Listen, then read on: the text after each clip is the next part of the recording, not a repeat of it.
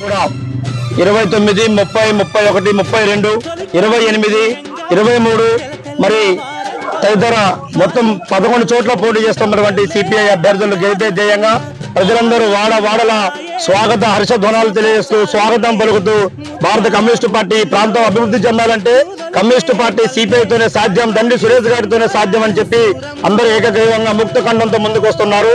అందుకనే భారత కమ్యూనిస్టు పార్టీకి జేజేలు, త్యాగమూర్తులకు వందనము, అమర వీరులకు జోహాలు, వీర యోధులకు వందనము.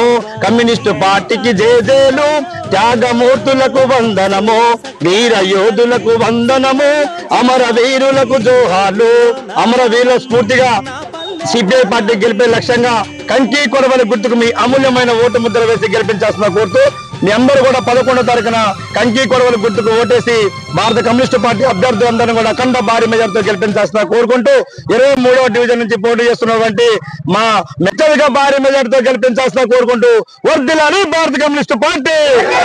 కంకి కొడవలి గుర్తుకే, కంకి కొడవలి గుర్తుకే.